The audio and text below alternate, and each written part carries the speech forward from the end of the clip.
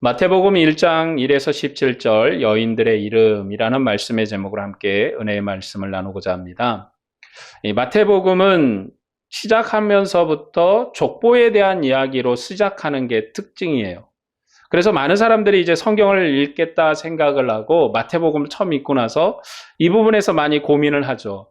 이게 무슨 말이야? 읽다가 졸리네 하고 안 읽거나 또 안 보거나 하는 이유가 되는 성경의 첫머리이기도 합니다. 그러나 이 마태복음의 족보는 그리스도의 계보의 형식은 창세기의 계보를 가져왔고, 그리고 이 계보의 구조와 내용은 역대기의 계보를 이어받아서 완성한 내용이 되겠어요. 그러니까 이 마태복음의 계보를 이해하려면 창세기의 내용을 일단 알아야 된다는 얘기고, 그리고 역대기의 내용도 알아야 된다는 말입니다.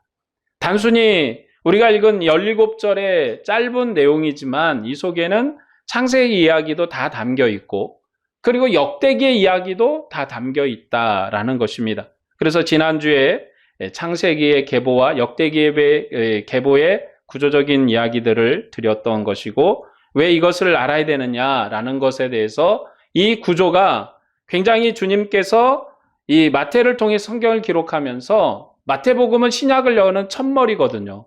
첫머리의 시작이 바로 예수께서 바로 아브라함과 다윗의 후손 그리스도이심을 증거하고 증명하는 내용으로 되어 있기 때문에 그 첫머리가 매우 중요하다라는 것입니다. 하나님께서 아브라함에게 새 땅을 주시고 생산에 있어서 죽은 자와 같은 아브라함에게서 후사를 주셨어요. 그러면서 그를 열국의 아비라라고 하셨습니다. 이 이삭의 탄생, 이삭의 태어남은 이전의 창조의 역사의 시작과 다른 출발입니다. 이전에 창세기의 첫 창조를 이루었던 그 창조는 생육하고 번성하는 창조입니다. 이제 만들어진 상태에서 생육하고 번성해야 돼요. 그런데 지금 이삭의 이야기는 만들어진 상태에서 생육하고 번성하는 중에 생육이 끊어졌어요. 생육이 끝났죠. 아브라함은 늙었고 이제 사라는 이제 아이를 생산할 수 없는 그런 상황이 됐어요. 그러니까 한마디로 엄밀히 얘기해서 창조에 생육하고 번성하는 그 법이 중단된 거예요. 그때 하나님이 새로운 생육 그리고 새로운 시작의 구원 역사의 출발을 시작하면서 새 창조의 역사를 이루십니다. 그래서 이 이삭은 새 창조물의 결과예요. 아브라함이라는 단순히 어떤 한 사람을 선택해가지고 하나님이 너와 함께 구원의 새 일을 시작하자라고 하신 게 아니라 새로운 창조의 역사를 새롭게 시작한 거예요. 그래서 이삭이 바로 새 창조의 결과물입니다. 이삭이 왜 하나님의 언약 가운데 아브라함의 후손이고 아브라함의 상속자냐? 이스마엘도 있었거든요. 이스마엘도 아브라함이 노력하고 수고해서 낳은 아들이에요. 이삭보다 형이고 먼저 태어났고, 그러니까 당연히 장자의 명분이 이삭에게보다는 이스마엘에게 있어야 될 것 같은데, 이삭은 아브라함의 힘으로 생육하고 번성하는 창조의 법으로 태어난 사람이고, 이스마엘은 그런 사람이고, 이삭은 하나님이 새 창조의 역사로 새로운 생명을 주신 거예요. 그런 얘기가 어디서 반복됩니까? 바로 그리스도의 탄생에서 반복되는 거예요. 왜 예수님이 성령으로 잉태되었는가? 왜 예수님이 새 창조의 머리시고 새 나라의 머리시며 하늘 구원 역사의 첫 머리가 되셨는가? 그 얘기를 아브라함이 그리고 또 이삭이 한 언약을 이어받은 그 이야기를 시작하는 마태복음이 하려는 거예요. 그래서 마태복음의 주 목적은 예수 그리스도 그분이 누구신가?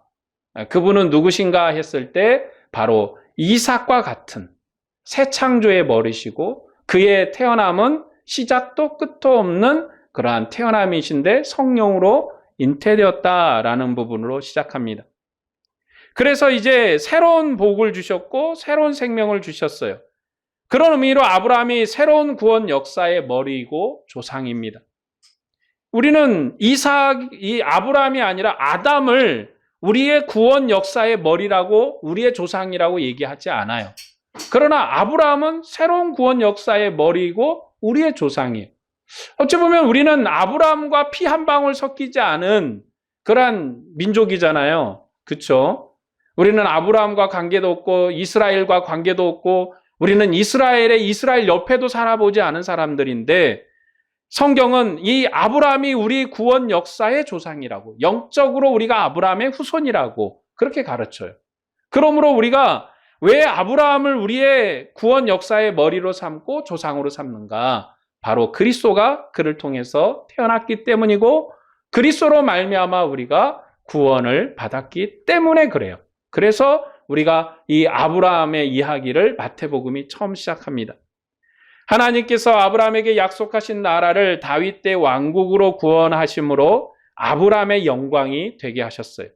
그러나 이 다윗의 왕조는 율법에 신실하지 않았어요. 이미 우리가 이제 열왕기나 역대기 성경을 잘 알고 있으면 다윗의 왕조가 어떻게 살았는가를 잘 알 수 있죠. 사실 엄밀하게 얘기하면 다윗만 신실한 왕이었어요. 하나님이 다윗에게 약속하신 그 언약 때문에 내가 너의 후손을 나의 자녀로 나의 아들로 삼으리라는 그 언약 때문에 끝까지 붙들고 끝까지 사랑하신 거지. 그러니까 하나님의 사랑은 홀로 사랑이에요. 짝사랑이야.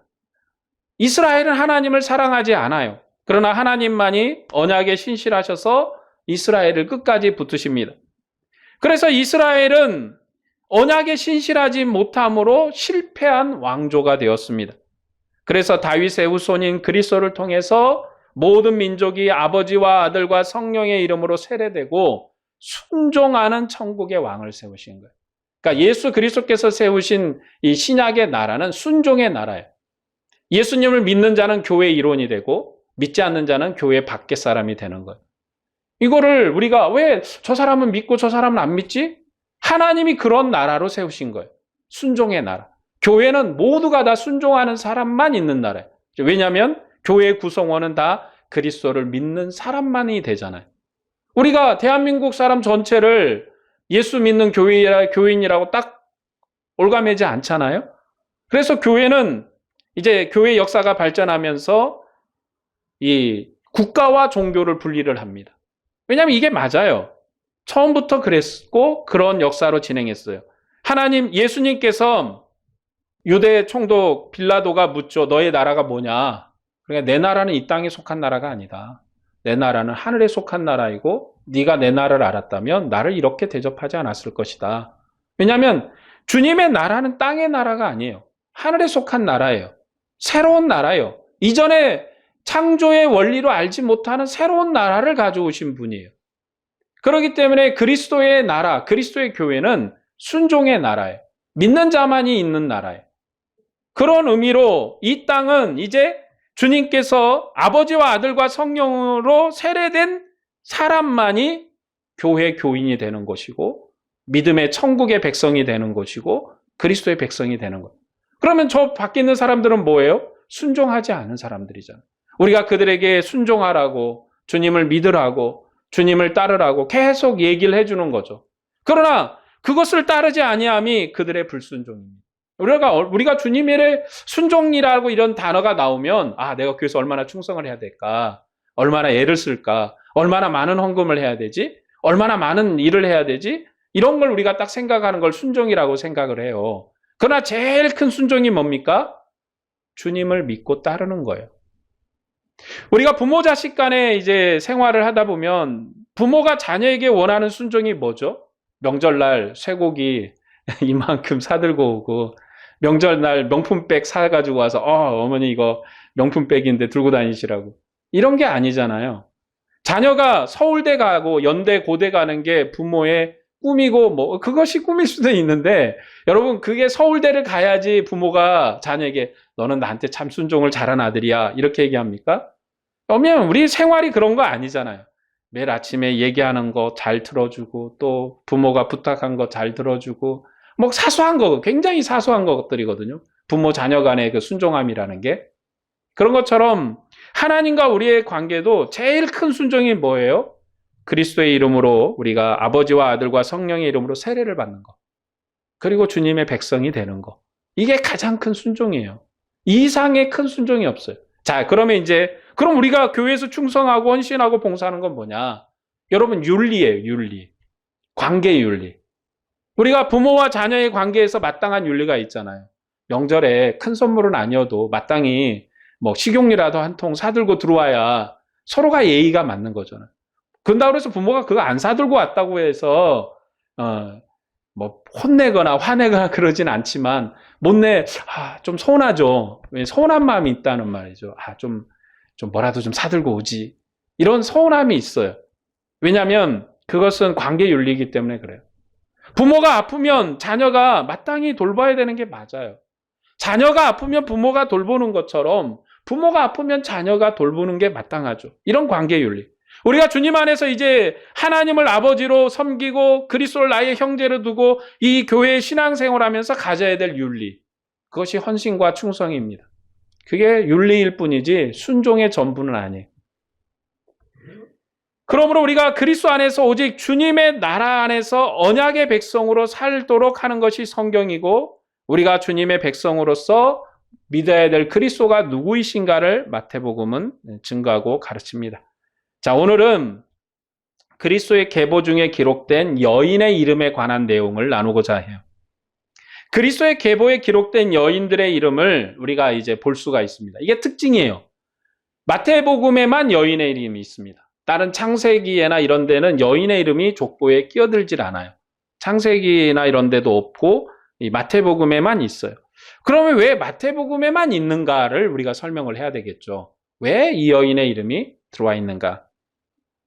우리가 이 그리스도의 계보를 먼저 이 여인의 이름을 이야기할 때 흔히 우리가 실수할 문제가 하나 있는데 뭐냐면 성경에 기록되면 좋은 사람, 성경에 기록되지 않으면 나쁜 사람 이렇게 생각하면 안 된다는 거예요. 여러분 여기 이방 여인들이 생명책에 기록되어 있는 것처럼 신앙의 본이 되고 계보에 빠진 왕들은 생명책에서 이름이 빠진 악하고 잘못된 사람이라고 생각할 수 있다는 문제가 있어요. 그러니까 여인들은 여기 성경에 기록됐으니까 하늘 생명책에도 기록되고 좋은 여인이더라라고 인식할 문제. 그리고 여기에 빠져 있는 왕들이 있어요. 왕들은 굉장히 나쁜 악한 왕이어서 빠졌겠지라는 얘기입니다.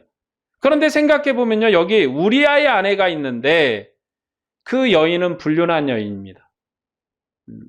굉장히 성경에서 제일 악한 범죄를 저지른 여인이에요. 그러나 그리스도의 계보에 이름이 빠진 왕들 중에서는 악하지 않은 왕들도 있었어요. 지난주에 말씀드렸던 것처럼 이 마태복음의 족보는 약간의 편집이 들어가 있습니다.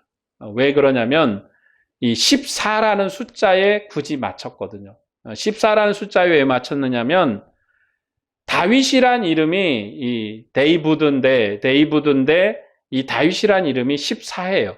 우리가 아는 것처럼 우리는 이제 한자에도 숫자가 있잖아요. 한일자가 있고 두이자가 있고 석삼자가 있고 있잖아요. 그런데 많은 그 알파벳 문화권의 나라들은 알파벳을 숫자로 씁니다.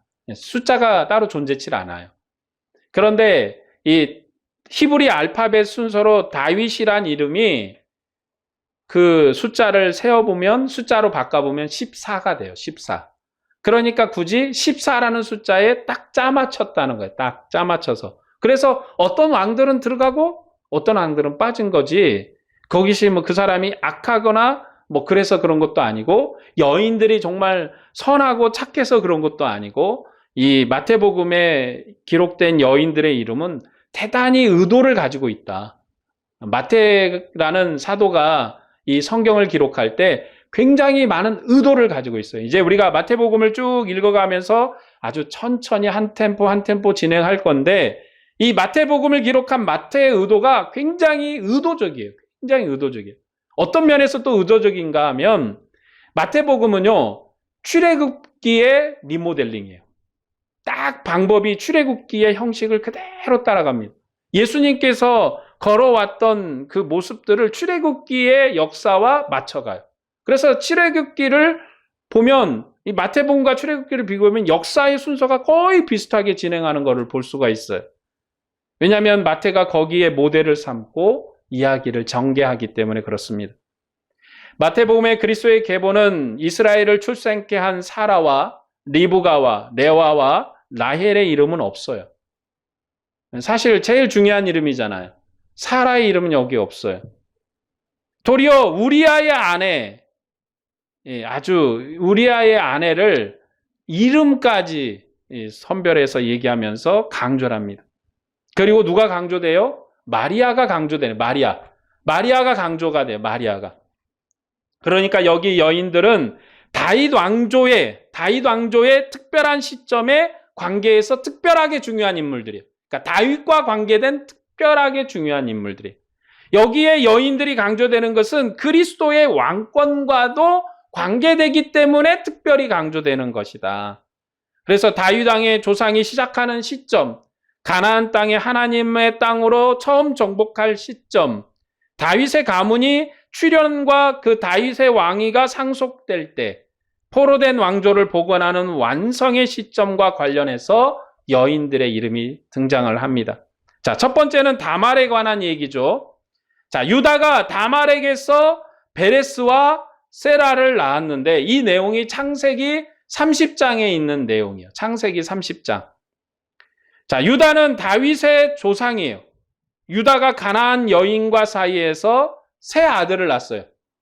유다가 다윗 왕조, 유다 지파의 첫머리고 왕조잖아요. 유다가 다윗 지파의 왕조고 그가 그런데 가나안 땅 여인과 결혼을 했어요. 그래서 세 아들을 두었어요. 근데 그 큰 아들은 악했다고 성경은 표현해요. 그 악함이 뭔지는 얘기를 하지 않아요. 악했다. 그래서 하나님이 죽이셨어요. 자, 둘째 아들은 형의 씨를 이어줄 의무가 있었지만 그것이 싫어서 형수인 다말을 취하고도 피 많은 악행을 범해서 죽였다. 자, 여기서 우리가 오늘 현대의 윤리로 성경을 여기서 판단하면 안 돼요. 형이 이제 동생이 형의 아내를 취하여서 하는 거를 형사 취수라고 하거든요. 그 현대적 관점에서 설명하면 이거는 말이 안 되는 게 이건 고대의 역사. 이미 지금으로부터 한 4, 5천 년 전 역사이기 때문에 지금의 윤리하고는 맞지 않아요. 그런데 우리나라 역사 중에도 이런 일들은 있었어요. 고려 역사 중에도 있었고 그리고 또한 일부 신라나 이런 왕조 중에도 이런 일들은 있었어요. 그뿐만 아니라 몽골에도 여러 나라에서 이런 풍습이 행해져 왔습니다. 그거는 우리가 현대적 관점에서 판단하면 안 된다라는 걸 먼저 말씀을 드리는 거고, 자, 유다는 셋째 아이도 죽을까 두려워서 다말에게 보내지 않았어요. 그러자 다말이 시아버지를 속이고 이 시아버지와 관계해서 임신을 했습니다. 그 사실을 한 유다는 이제 여차저차한 일이 있었지만 뭐라고 결론적으로 고백을 하냐면 씨를 잇는 일에 있어서 다말이 자기보다 의롭다라고 얘기를 해요. 의롭다. 왜냐하면 지금 하나님의 역사에서 이 장자는 굉장히 중요한 위치에 있거든요. 장자가 상속한다는 건 우리는 우리식의 상속은 재산이잖아요. 우리는 재산이 제일 중요하잖아요. 그러니까 장자가 재산을 받아간다는 것은 집안을 상속받았다는 것이고 모든 걸 다 상속받았다는 의미로 우리는 그걸 굉장히 중요시하지만 유대인들에겐 재산의 상속이 문제가 아니에요. 하나님의 언약, 아브라함에게 주셨던 언약이 상속된다는 것에 의미가 있어요. 장자의 머리가. 그래서 장자가 하나님의 언약을 상속함이 제일 중요하거든요. 그런 일들이 언제 일어났으면 그게 굉장히 중요한 이슈가 됐던 게 바로 야곱의 이야기예요.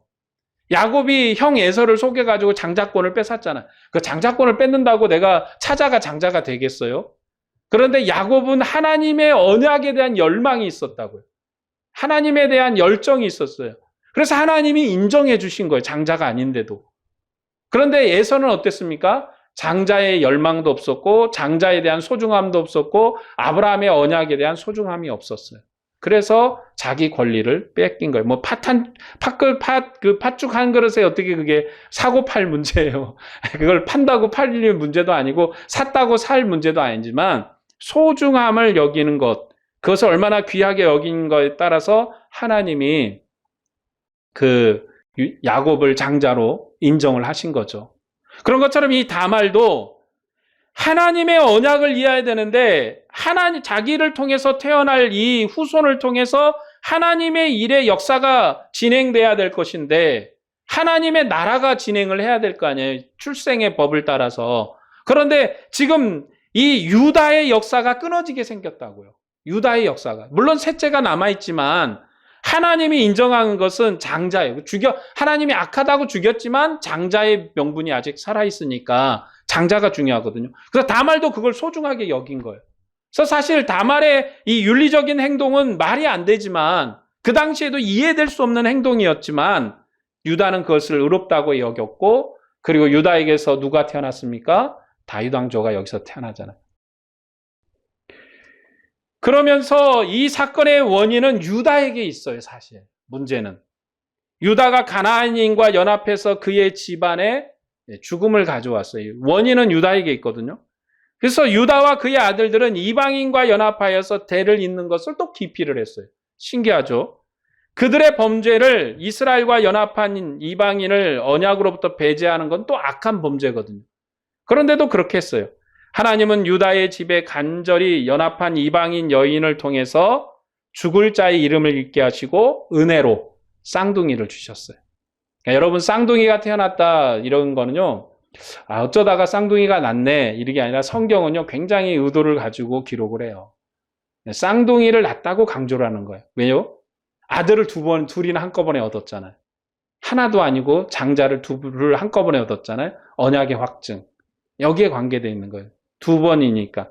그래서 하나님이 이 다말의 행동을 받아주셨다는 거예요. 그래서 여러분, 생명을 잇는 문제는 하나님의 손에 있는 거거든요.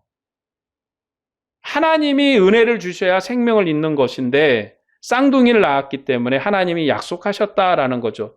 다말은 이 아들을 출산함으로 다윗 왕조의 조상이 되고 그리스도의 조상이 되었다. 그런 의미로 이 다말이 얼마나 수고하고 애썼는가. 다윗 왕조의 출현을 위해서 수고한 인물, 헌신한 인물, 그리고 그리스도의 탄생을 위해서 구원 역사에 헌신한 인물로 다말이 여기에 기록된 거예요. 그러니까 이 사도 마태가 여기에 다말이란 이름을 굳이 사라도 아니고 나헬도 아니고 다말이란 이름을 굳이 여기 넣은 것은 그리스도의 나라 역사에 수고한 인물로 영광을 얻은 자. 이제 주님이 여신 새 나라는요, 그리스도를 위해서 수고하는 자가 별처럼 빛나는 나라예요. 그리스도를 위해서 헌신한 인물이 별처럼 빛나는 나라예요. 이전에 다윗 왕조와 그리고 그 나라를 위해서 헌신했던 인물들이 별처럼 빛나는 나라가 아니라 그리스도를 위해서 헌신한 인물들이 별처럼 빛나요. 오늘 이 시대 우리 교회에도 우리가 주님을 위해서 얼마나 헌신하는가, 얼마나 애를 쓰고 수고해야 되는가라는 것은 그것을 통해서 우리가 주님 앞에 영광이 되고 헌신함으로 우리가 하늘의 별처럼 빛나게 되는 것이 영광임을 이 마태복음에 왜 처음부터 얘기하는가? 그것은 마태복음의 결론 때문에 그래요. 마태복음의 결론이 뭡니까? 땅끝까지 이르러서 이 복음을 전하라는 거거든요. 너희 가서 복음을 전해라. 헌신해라. 수고해라. 충성해라. 이게 마태복음의 결론인데 그 결론을 유도하기 위해서는 창세기에 다말과 같이 하나님의 나라, 그리스도의 나라, 그 나라를 위해서 수고한 인물이 여러 개에서 별처럼 빛난다고 반짝반짝 비춰주는 거예요. 자, 두 번째 누가 나옵니까? 기생이었던, 가나안 기생이었던 나합에 관한 얘기죠. 자, 기생 나합은 이스라엘의 정탐꾼을 숨겨줬어요. 그것으로 인해서 이스라엘과 연합한 인물이에요. 하나님께서 어떻게 말씀하셨냐면 가나안 땅의 모든 족속을 멸하라고 하셨거든요. 여러분, 우리가 성경을 항상 나누면서 생각할 건 뭐냐면 현대 윤리의 관점에서 보면 안 돼요. 이거는 고대사하고 그리고 아주 오래전 얘기예요. 이건 하나님이 이스라엘을 사랑하는 방법이에요. 하나님이 이스라엘을 사랑하고 자기 백성을 사랑하는 방법은 뭐냐면 범죄가 이스라엘 안에 들어오지 않도록 예방하는 거예요. 지금 가나안의 족속을 멸하라고 하는 것은 그들이 숭배하던 우상, 그들이 경배하는 우상을 너희들이 받지 말라는 경고예요. 그들을 다 죽임으로 인해서 그들의 풍속, 그들이 따르던 신을 완전히 없애라는 의미예요. 왜냐하면 다 죽고 없어지면 그들의 풍속과 그들의 우상을 숭배했던 얘기를 전해줄 사람이 없잖아요. 다 죽어버렸으니까. 다 끊어내라는 의미거든요. 근데 이것을 이제 우리가 오해해서 어떻게 하나님은 사랑이시라며. 여러분, 하나님의 사랑은요, 자기 백성을 향한 사랑이에요. 하나님의 사랑은 부부의 사랑이에요. 여러분, 남편과 아내가 사랑하는데 남편이 아내 사랑한다고 그러면서 맨날 딴 여자 쳐다봐. 그러면 이건 사랑이 아니죠. 하나님은 오직 이스라엘만 바라보세요. 신랑이 신부를 바라보고 신부가 신랑을 바라보듯이 이스라엘만 바라보세요. 여러분, 우리가 사실은 좀 외람된 얘기지만 내 자녀가 굶고 있고 먹을 건 하나예요. 그러면 다른 이웃집 아이가 굶고 있어요. 이 먹을 걸 누굴 주겠어요? 엄마의 선택은. 이건 사실은 이건 윤리적인 문제가 아니에요. 내 자식 먼저 살려야 되는 거예요. 내 자식 먼저 살려야 돼. 먹을 거 내 자식을 먼저 줘야 되는 거잖아요. 그러면 옆에 사람 비난하겠죠. 야, 먹을 거 있으면 똑같이 나눠서 주면 되지. 그러나 엄마의 마음은 그렇지 않잖아요. 내 아이가 먼저 배부르고 남의 자식이죠. 이거는 어쩔 수 없는 삶의 우리의 살아가는 모습이기 때문에 어쩔 수가 없어요. 하나님이 딱 그 사랑을 하시는 거예요. 그 사랑. 딱 그 사랑. 그러니까 성경에 왜 가나안 모든 족속을 멸하라고 했지? 왜 다 죽이라고 했을까? 여러분, 고민 가질 필요가 없어요. 하나님은 이스라엘만 사랑해요. 그들 안에 악이 들어오거나 범죄가 들어오지 않도록 예방하는 게 하나님의 목적이에요. 그러려면 어떻게 해야 돼요? 너희들이 가나안 풍속을 따르지 말라고 얘기하셨거든요. 그러면 가나안 풍속을 따르려면 가나안 족속이 섞여서 살면 안 되잖아요. 그러니까 그들을 다 죽이라고 하셨어요. 그런데 이 가나안 족속 중에는 이스라엘과 연합한 사람도 있었다. 그들이 자신들의 악을 버리고 자신들의 우상숭배를 버리고 하나님 백성 되기를 청했을 때는 다 받아준 거예요. 하나님 백성 되기를 청했을 땐 다 받았습니다. 하나님의 군대를 영접하고 이스라엘과 연합해서 승리케 한 이 여인은 결국 하나님의 은혜로 살아남았어요. 그리고 이 여인은 그냥 살아남은 정도의 수준에서 끝난 것이 아니라 다윗 왕조, 가나안 땅에 시작한 나라에서 가나안 땅에서 다윗 왕조의 영광스러운 첫 어머니가 됐습니다. 이 라합이 유다 지파의 사람이고 다윗의 직계 조상이거든요. 다윗의 직계 조상이. 그러니까 가나안 땅에서 첫 어머니가 누구냐? 라합입니다. 라합. 자, 세 번째는 모압 여인 룻에 대한 얘기죠. 자, 모압 여인 룻의 기사는 다윗 왕의 출현을 기록한 룻기에 나왔던 그 인물이에요. 룻기의 그 인물. 자, 다윗 왕가의 고향은 어디였어요? 유다 베들레헴이었잖아요. 근데 한 가족이 흉년 때문에 모압으로 피난을 갔습니다. 거기서 남자들이 다 죽고 그리고 늙은 나오미와 모압 며느리들이 남았어요. 모압 며느리들이 남았어요. 그래서 늙은 나오미가 남은 아들이 없어서 며느리들에게 남편의 씨를 이어줄 자가 없으므로 고향으로 돌아가라 그랬어요. 그때 다 며느리들이 다 돌아갔는데 누구가 남았습니까? 룻이 남은 거죠. 그럼 뭐라고 고백하냐면 어머니의 백성이 내 백성이고 어머니의 하나님이 내 하나님이라 고백하면서 시어머니와 유다 베들레헴으로 돌아왔어요. 돌아왔지만 이제 재산이 하나도 없어요. 다 자기의 유산은 자식이 없으니까 상속권을 주장할 아들이 하나도 없어요. 상속권을 언약을 주장할 사람이 하나도 없어요. 그때 누가 등장을 합니까? 남편의 친족 보아스가 룻을 취해서 오벳을 낳아요. 자, 이 오벳이란 인물은 보아스의 아들이긴 한다. 생육적으로는 여러분 육체적으로는 보아스의 아들이 맞으나 누구의 아들이에요? 죽은 나오미의 아들이에요. 나오미의 아들, 이 오벳은. 그래서 이 오벳을 낳아서 죽은 남편의 이름과 기업을 다 찾아줬어요. 이제 아들이 낳았잖아요. 이게 이 루시라는 사람이 죽었던 남편의 부인이었고 나오미의 며느리였기 때문에 그가 아들을 낳았기 때문에 이 나오미가 유다 베들레헴에서 떠나기 전에 가졌던 땅 그리고 가졌던 모든 것을 이 아들이 상속할 권한이 있어요. 그래서 그것을 다른 친족들이 취해서 가졌을 거 아니에요? 다 내놓는 거죠. 이거는 율법이기 때문에 어쩔 수가 없어요. 태어날 아들이 태어났기 때문에. 근데 이 오벳이 누굴 낳습니까? 이새를 낳고 이새가 다윗 왕을 낳았습니다. 이것이 하나님의 은혜인 것은 죽은 자를 대신해서 친족이 기업을 이어줬기 때문에 그래요. 하나님은 씨를 잃을 소망이 없는 그러한 상황에 생명을 주셨습니다.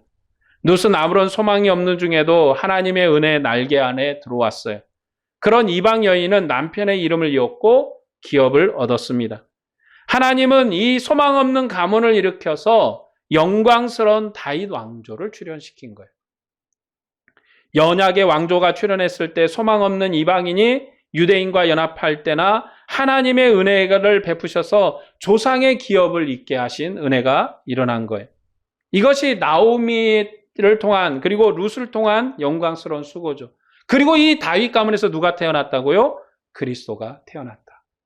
이 룻이 그리스도의 나라가 이를 때까지 어떤 여인들이 있는데 그 여인들이 시대마다 수고했고 헌신했고 그들의 수고와 헌신을 통해서 그리스도의 영광이 나타났음을 여인들의 이름을 통해서 강조를 해요. 그래서 그리스도의 나라는 이제 어떤 나라예요? 그리스도의 영광을 위해서 수고하는 자가 하늘의 별처럼 빛나는 나라예요. 자, 네 번째 인물이 있죠. 우리아 아내 밧세바에 대한 기록입니다. 자, 다윗이 밧세바를 취한 일은 온 나라가 흔들리는 유명한 사건이었어요. 그런데 마태는 다윗이 우리아의 아내에게서 솔로몬을 낳았다. 자, 우리아의 아내 밧세바에서 솔로몬을 낳았다 기록을 해요. 심각한 범죄를 한 다윗과 밧세바에게서 은혜를 베푸신 사건을 여기에 기술한 거예요. 다윗이 우리아의 아내를 취한 범죄는 율법의 판단으로 마땅히 죽어야 될 죄. 여러분, 유대인의 왕이라 할지라도 율법을 뛰어넘을 수가 없거든요. 율법의 판단을 받아야 돼요. 그러니까 여러분, 이 다윗 왕도 죽어야 되고 밧세바도 죽어야 되는 상황이에요. 둘 다 죽어야 돼요. 그런데 하나님께서 죽어야 마땅한 이 다윗에게 은혜를 베푸셔서 그 은혜를 베푸실 뿐만 아니라 우리아의 아내 사이에서 솔로몬도 낳게 하셨어요. 솔로몬도 태어나게 했어요. 그러니까 하나님이 어마어마하게 은혜를 베푸신 거예요. 다윗이 평생 이것이 나의 은혜라고 고백할 수밖에 없는 게 죽어야 돼요. 사형을 받아야 돼. 근데 사형을 받아야 되는데 너는 죄가 없어 라고 선언해 주시니까 다윗이 평생을 바쳐서 하나님 앞에 감사하고 평생을 바쳐서 하나님 앞에 영광을 돌렸어요. 그리고 사실은 이 다윗이 우리 아내 밧세바를 취한 사건은 하나님의 은혜로 생명을 얻었지만 이제 다윗이 내리막길을 걷게 되는 이 출발점이 됩니다. 이후로부터 다윗이 이제 내리막길을 걸어요. 내리막길을. 그러나 그가 내리막길을 걸으면서도 원망하지 않고 불평하지 않습니다. 왜요? 죽어 마땅한 자를 살려줬거든요. 그래서 자기 아들에게 쫓겨가지고 이제 성에서 탈출해 나갈 때 막 욕을 듣잖아요. 그러니까는 그 당시 그래도 왕인데 따르는 군졸들이 있잖아요. 가서 죽이겠다 그러니까 다윗이 그러지 마라. 그리고 돌아올 때도 살려주고. 그런 은혜를 왜 베푸냐면 자기가 그런 은혜를 받았거든요. 자기가 그런 범죄 중에 은혜를 받았기 때문에 마땅히 은혜를 베푸는 것입니다. 자, 이 솔로몬이라는 사람이 왜 다윗의 죄를 용서한 은혜인가? 솔로몬의 이름이 여디디야라고 하나님이 붙이셨어요. 여디디야. 여디디야라는 말의 뜻은 하나님의 사랑하심을 입은 자다. 솔로몬이 하나님 사랑을 받았대요. 그러니까 다윗이 하나님의 사랑을 받아서 솔로몬을 낳았는데 이 솔로몬의 이름을 붙이기를 여디디야다. 하나님의 사랑을 받았다. 이름을 붙인 것은 다윗에게 하나님의 사랑을 베푸셨다는 거예요. 하나님은 솔로몬을 하나님의 아들로 삼으시고 하나님의 집을 짓게 하심으로 다윗 왕을 영원한 왕으로 인정하셨습니다. 솔로몬이 하나님의 성전을 지은 일은 하나님의 은혜와 언약을 각인한 일이에요. 여러분, 이스라엘의 성전이 있다? 하나님의 은혜가 있다는 얘기예요. 하나님이 여기 계시다는 뜻이에요. 하나님이 이스라엘과 함께 하다는 뜻이에요.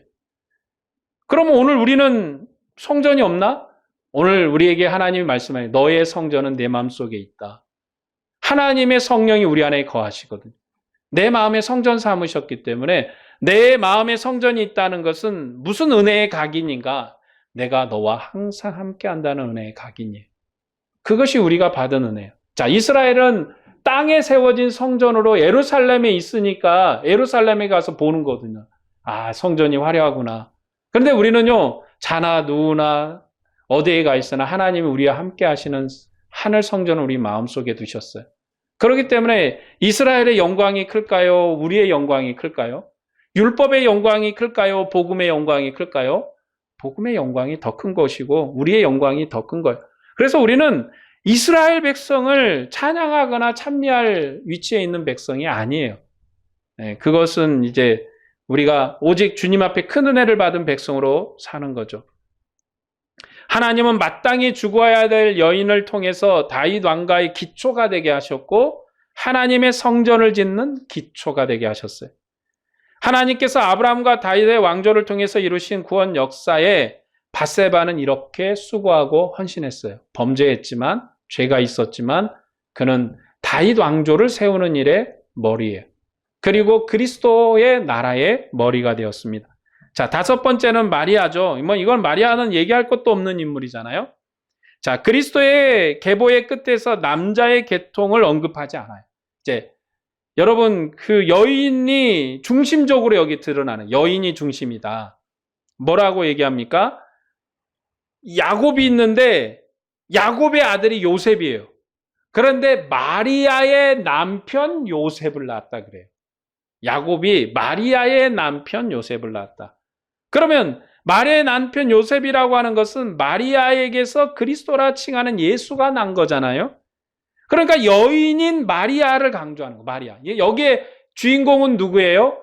요셉도 야곱도 아니라 마리아가 주인공이죠. 이 여인을, 마리아를 강조하는 건 그리스도께서 여인의 후손으로 나셨음을 강조하는 거예요. 아까 그리스도의 계보가 뭐와 연결이 되어 있다고 그랬어요? 창세기에 연결이 되어 있다고 그랬잖아요. 창세기 3장 16절에 여인의 후손에 대한 예언이 나오거든요. 여인의 후손이 뱀의 머리를 상할 것이다. 뱀이 아담을 유혹해서 에덴 동산에 쫓겨났잖아요. 그 뱀의 머리를 상하게 했으니까 뱀의 나라, 사단의 나라를 멸하실 자가 여인의 후손에게서 태어날 것이다. 왜 여인의 후손이에요? 이제 그 얘기를 하는 거죠. 그 얘기가 바로 여기에서 이루어졌다라는 의미로 마리아를 강조해요. 마리아를 강조하고 마리아는 그리스도의 어머니로 아브라함과 다윗의 언약을 완성하는 자를 낳았기 때문에 그의 수고가 하늘의 별처럼 빛나고 은혜가 영광처럼 빛나는 것입니다. 마태복음은 자기 백성을 죄로부터 구원하실 예수님께서 하나님의 아들이시며 그리스도라고 증거하는 성경이에요. 그는 하나님을 대항해서 인류를 타락시킨 뱀의 머리를 밟아 멸하실 여인의 후손이시며 죽음의 권세를 끝내실 분이심을 여기서 강조하는 거예요. 그러나 다른 복음서는 예수님을 다르게 설명합니다. 누가복음은 사형 감독관인 백부장의 증거를 기록을 해요. 여러분, 예수님이 죽을 때 여러 사람들이 한마디씩 했을 거 아니에요. 거기에 예수님 죽을 때 몇 사람만 있었던 것이 아니라 많은 사람들이 있었거든요. 근데 누가가 그 중에서 한 사람을 얘기하는데 이 백부장의 얘기를 해요. 누가복음 23장 47절에 백부장이 그 된 일을 보고 하나님께 영광을 돌려 이르되 이 사람은 정녕 의인이었도다. 이게 누가복음의 목적이거든요. 많은 사람이 얘기했을 거예요. 뭐라고 웅성웅성 했겠죠. 근데 누가는 그 중에 백부장이 이렇게 얘기했다. 그 중에 여러 말 중에 일부러 이 말을 선택한 거예요. 뭐냐면 누가복음은 의인의 복음이에요. 의인, 예수님께서 의인이시다. 의로운 분이시다는 걸 강조하는. 그리고 사람들이 아는 것처럼 요셉의 아들이라고 증거합니다.